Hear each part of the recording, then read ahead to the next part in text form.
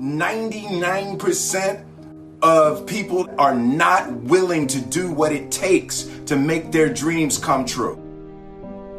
The Marines have a saying, everybody wants to go to heaven, but nobody wants to die. The center of bringing any dream into fruition is self-discipline.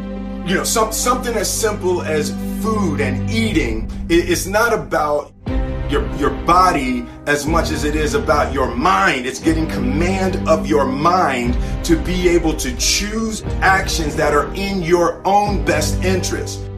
Every day we are choosing that's not in our own best interest. So if the world is attacking you and the world wants to fight you and the world's trying to hold you down, so you're going to kick yourself in the balls? So you're going to stop yourself from getting what you dream. And I think the word discipline has kind of gotten a bad name. We think about it in terms of punishment.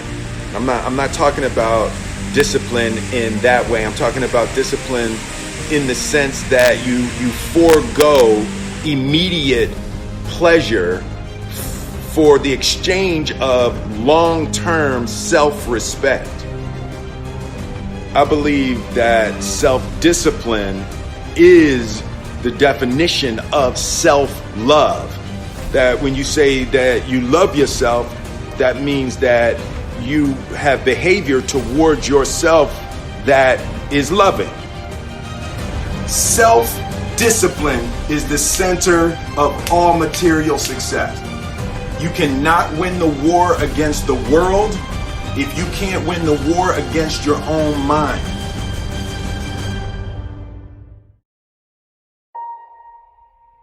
Self-love is when you say to yourself, oh, man, look, I know you and that girl got a real connection.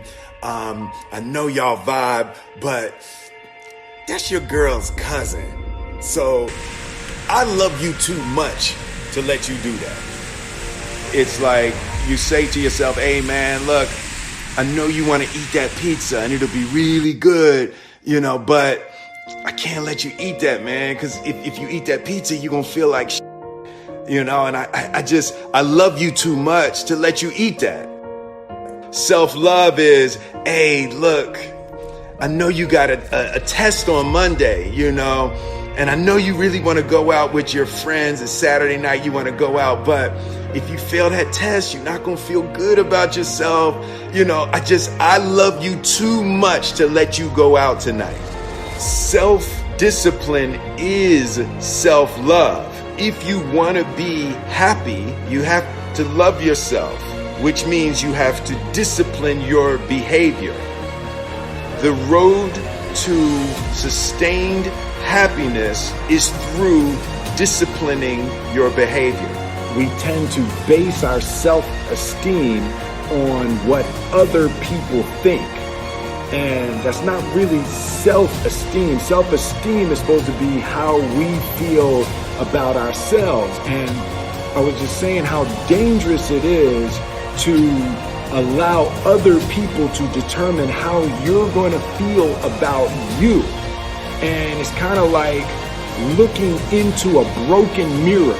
You're going to look in a broken mirror and then change your face to try to look good in this defiled, busted, broken mirror.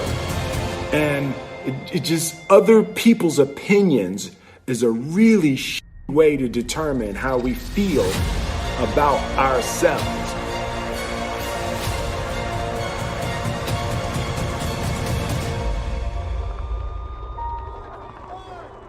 It don't matter whose fault it is that something is broken if it's your responsibility to fix it. For example, it's not somebody's fault if their father was an abusive alcoholic, but it's for damn sure their responsibility to figure out how they're going to deal with those traumas and try to make a life out of it. It's not your fault if your partner cheated and ruined your marriage, but it is for damn sure your responsibility to figure out how to take that pain and how to overcome that and build a happy life for yourself.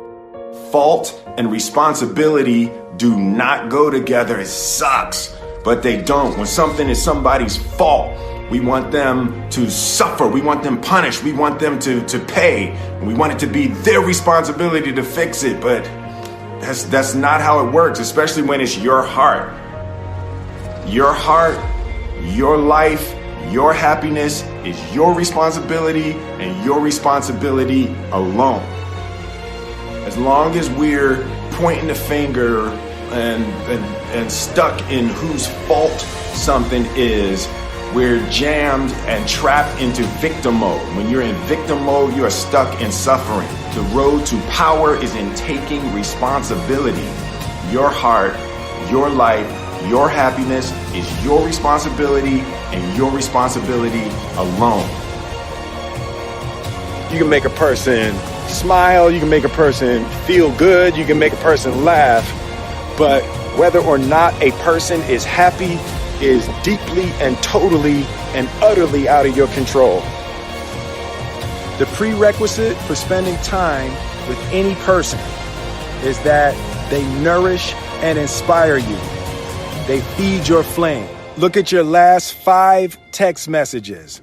Are those people feeding your flames or dousing your fire? Put your phone down for just a second and look around. Look to the people around you. Are those people throwing logs on your fire or are they pissing on it?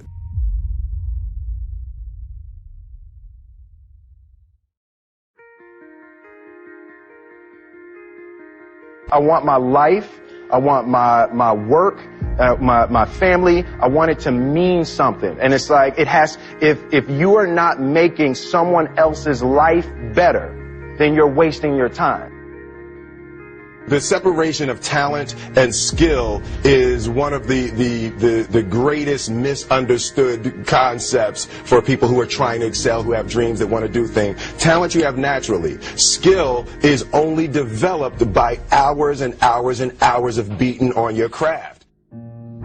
You don't try to build a wall. You don't set out to build a wall. You don't say, I'm going to build the biggest, baddest, greatest wall that's ever been built. You don't start there. You say, I'm going to lay this brick as perfectly as a brick can be laid. There will not be one brick on the face of the earth that's going to be laid better than this brick that I'm going to lay in this next 10 minutes. And you do that every single day. And soon you have a wall. And soon you have a wall. And I think psychologically, the advantage that gives me over a lot of people that I have been in competition with in different situations is it's difficult to take the first step when you look how big the task is.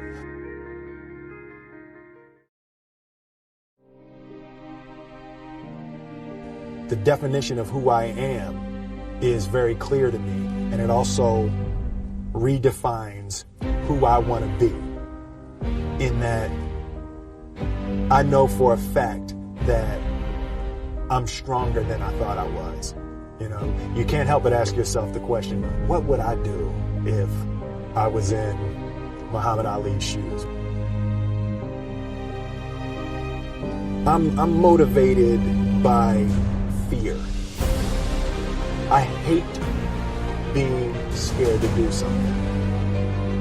And I think what developed in my early days was the attitude that I started attacking things that I was scared of. Why were you scared in your bed the night before?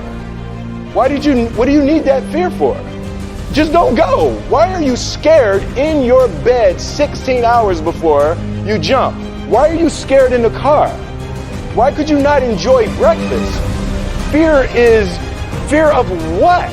You're nowhere even near the airplane. Everything up to the stepping out, there's actually no reason to be scared. It only just ruins your day. You don't have to jump. And then in that moment, all of a sudden, where you should be terrified is the most blissful experience of your life. And God placed the best things in life on the other side of terror.